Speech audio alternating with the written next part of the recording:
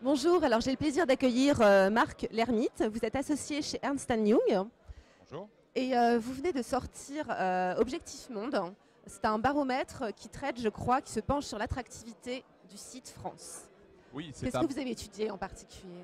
C'est un baromètre qui est à sa 10e édition. Donc c'est une observation que nous menons depuis 10 ans de la réalité de l'implantation internationale en France, de la manière dont la France est en concurrence avec les pays européens, mais aussi les économies émergentes, mais aussi de l'intention, de la perception des opinions des dirigeants du monde sur le site France, sur ses avantages ou ses désavantages compétitifs. C'est ce que nous regardons de manière très précise chaque année, que nous venons de livrer il y a 15 jours. Alors j'imagine qu'il y a beaucoup de choses à dire, mais on est attractif en France? Alors, je ne m'en sortirai pas avec une phrase mi-chèvre, mi-chou, le verre à moitié plein, à moitié vide. On est à un moment, je pense, assez critique de notre histoire économique. À la fois, la France est bénie des dieux sur sa localisation, sur la qualité de ses infrastructures, de son enseignement, de son éducation. Toutes choses d'ailleurs que nous ne savons pas forcément suffisamment et que nous, Français, nous mettons un peu à mal, nous critiquons trop facilement. Le moment est critique parce qu'il y a sans doute dans la position compétitive de la France une attaque que la France s'est créée elle-même. Il y a une concurrence avec l'Allemagne, avec le Royaume-Uni, avec d'autres pays européens et d'autres zones du monde.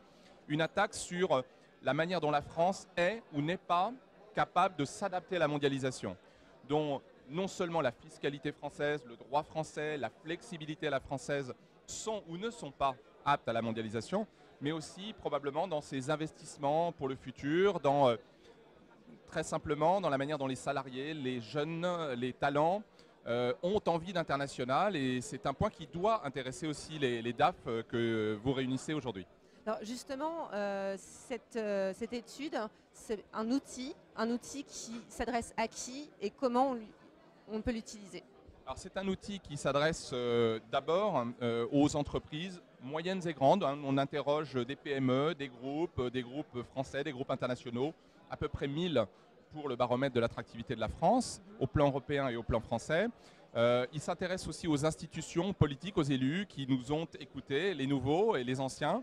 Il s'intéresse à tous ceux qui ont des décisions à prendre sur leur localisation, sur leurs investissements, leurs désinvestissements, la délocalisation parfois, et qui doivent se dire, ou à un moment, analyser de façon objective et précise la manière dont leur implantation, une usine, un centre d'appel, un centre de services partagés, une direction éventuellement européenne, dont cette décision est à la fois sur le coût compétitive ou non, comment compartons tous ces sites et fait-on le tri dans les coûts, la productivité, l'Allemagne plus chère, moins chère, qu'est-ce qu'on doit en savoir, mais aussi sur l'aspect qualitatif, l'excellence française, est-ce qu'elle est vraiment aussi excellente que ça? C'est ça que nous analysons et que nous proposons aux dirigeants qui ont ces décisions de localisation à prendre.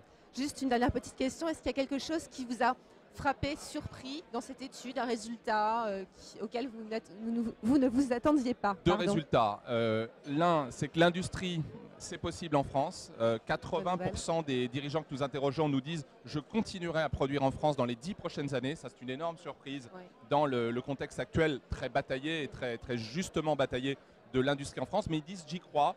Une industrie probablement différente, plus verte, plus forte en services, plus forte en technologie.